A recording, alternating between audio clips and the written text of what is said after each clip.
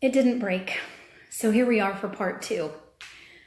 It's better this way because then I could just open all my plasma. Okay, so now it's open. So what you want to do is basically you're going to wipe everything before you do anything with it. You're going to wipe it off with alcohol. So you want to, first of all, check, make sure that is clear like water. Okay, if it's not, if it's cloudy, milky, yellow, whatever, you probably shouldn't use it. So, but that's never happened to me. Wipe off the top and also all around the silver part, and I've already done mine. So then you're going to take the big syringe, wipe off the top, take your single tubing, okay, unscrew the bigger end and wipe that off with alcohol. Everything, remember, wipe it off with alcohol. And then, oh, sorry, I'm getting ahead of myself. You want to take the spike. And remember, this is not for you. This is not going to touch you. Wipe that off with alcohol and attach it to the syringe, okay? So this is going to help you get the plasma from here into here, okay? So the best way to do it is just to have this.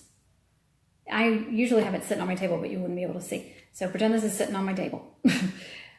Then you press it down, flip it up, okay? You may have seen this if you ever get allergy shots. You know, they do it the same way. They press it down and then flip it up, okay? Pull it and watch the little tip of the spike. You know, if the plasma gets lower than the tip of that, then it's going to be sucking in air. So you might want to actually, with your hand, lift the bottle up a little bit so that, I don't know if you can see, so that the spike, the tip, is always in the liquid, and keep lifting, lifting, lifting till you get all of it out. Okay? All right. So you want to do that with all of yours. And it is, you know, it's a little hard. The rubber seal is kind of hard, but it's not that hard. What else did I want to tell you? I would put this on pause, but there's no way to do it on my camera. So if you're watching this, I would love it in the comments. Just tell me like why you have to do infusions, because I really don't know all the different reasons people need to do infusions. I only know my reason, which is CVID, which is common variable immunodeficiency, and it's one of the primary immune deficiency diseases. So my total IgG, which is your antibodies, is low, plus, you know, some of the subclasses. But let me know why you get infusions, because I'm curious to know why other people have to.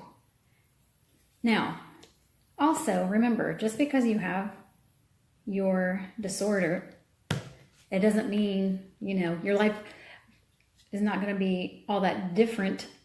You know, it's only going to be better after doing these infusions for a while, because they're going to help you to not get sick so often. And within a month or so, you're going to have a lot more energy, which is definitely a plus, isn't it? Okay, so now that you've done all that, I usually put mine all back in the little box with my little caps, but I'm not going to do that right now because I don't want to take up your time. So now that you've done that, now you can remove this. I like to wipe it with alcohol again, just to be sure. I can never remember what to wipe with alcohol and what not to, so I just wipe everything with alcohol. This is the single tubing that I tried to put on a second ago. And go ahead and put that on. Now, you're going to notice some air bubbles in there. So I use this kind of as a multi-purpose, and I just tap it. And I don't know if you can see it or not, but all the little bubbles are going up to the top. Okay? So after you whack it with this little thing, there's a few more bubbles, hold on. Okay, those bubbles all go to the top. Then, with the other end of this that still has the cap on it, just loosen it a little bit so air can go through it. Not completely off, but just a little bit. And then, this is what I do. I hold this like this, and I press down on the plunger, and I am going to see, kind of like those little crazy straws we used to use when we were kids, you'll see a little liquid going all the way through, and you go all the way through. And then when it gets to the very end, stop. Okay, so I'm going to do that now. I'm watching it, watching it, watching it, watching it. Okay. All right, so done. Then you take your pump and put this in there. Now this see these sticking out the side? They don't go that way, they go this way. So make sure you put it in so it just slides right in there. And see, this isn't snapped in yet. Snap it down. And then you can just put this aside for a minute. Now for the fun part, the needles. Nobody likes this part, but it's the only way it's gonna get in there. Now remember, it's gonna make you better. It's gonna make you feel better. So, plus the numbing cream, you're not gonna feel it at all. So I like to spread mine out, lay them down, take off the little paper, and then if I can, I'll attach some photos, but each one of these has a needle at the end that looks like this, like a little horse collar on it. So don't take that off yet. Then what you're gonna do, and I hope no nurses are watching because they would probably hate this, but I'm gonna show you where my numbing cream is. I might have to pick this up. Pardon me if it shakes. So I have my numbing cream right there on my legs. See, just so you can see. Sorry if that showed a little too much skin. If you have a little fat on your body, you're gonna be glad you have it, because for me, it's hard to find fatty areas. And if you put those needles in a place that has more fat, you probably will not even feel it. I'm not joking. So what I do is I peel off my little thing. This, remember when I said you're gonna get 1 million of these little Tachyderm things? These are in packages, the other ones weren't. Those are great for once you put your numbing cream on an hour before, put one of those over it so that it doesn't, rub off. Then what I do personally is I take my pen and I make it look, say this is my numbing cream in the circle, like that, that's my numbing cream. I'll put 4 little lines like that so I know exactly where to put the needle right in the middle of these lines. So that's what I'm gonna do.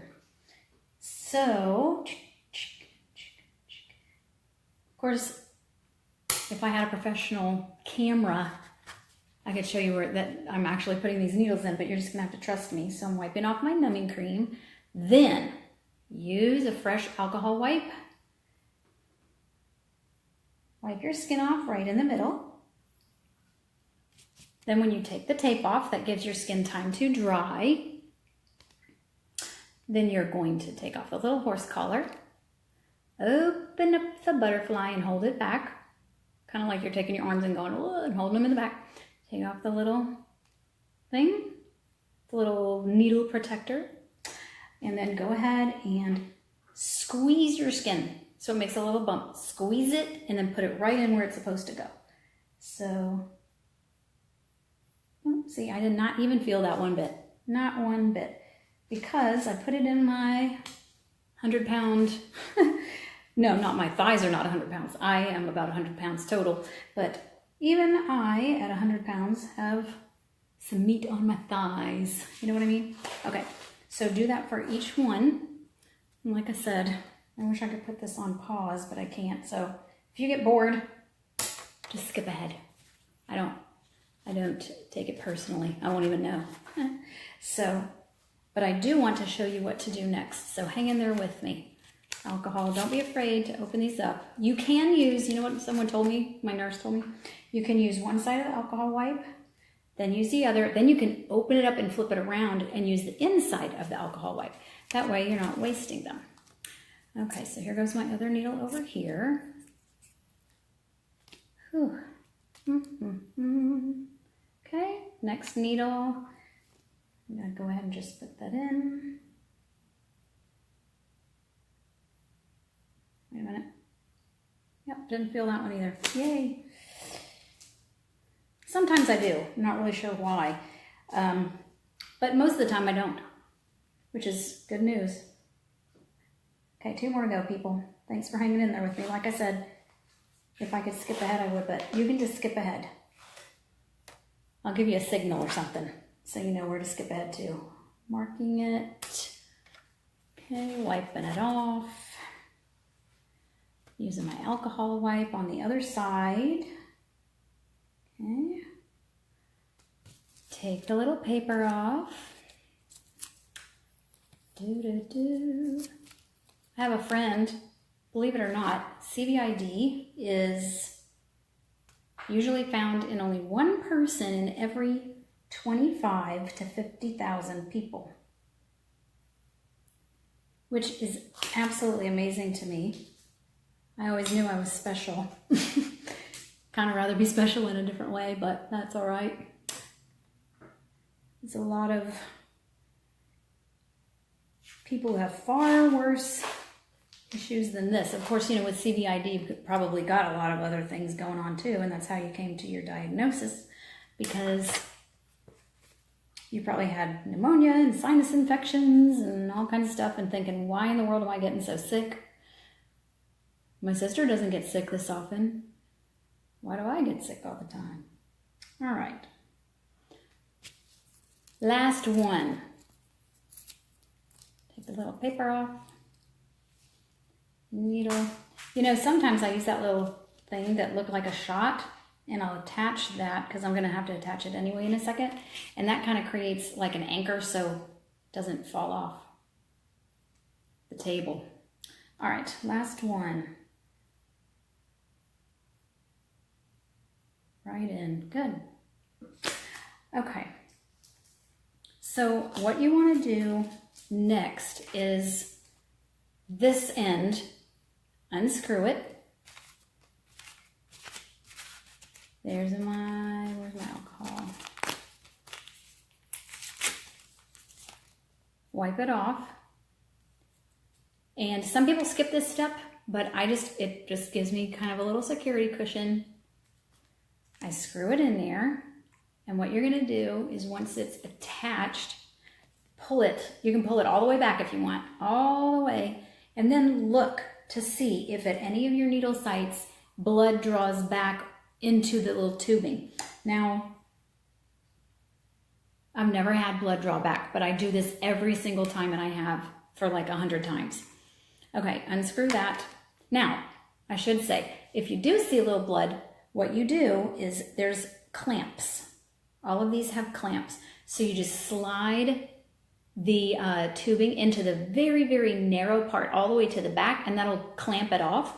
And then you can remove that needle, and then your infusion will just go into 3 needle sites instead of 4. So your bumps will be a little bit bigger. It might take a little bit longer, but you don't want to put it in there if you've hit like a little blood vessel or something. Okay, so wipe that off, which I probably already did. Okay, and now take the other tubing, the single tubing, and you're going to attach it to the four-prong tubing, and we're almost done. Screw that in. Now you want to make sure that all of your clamps are not clamping the tubing, that they're just kind of free flowing, whatever, moving up and down the little tubing.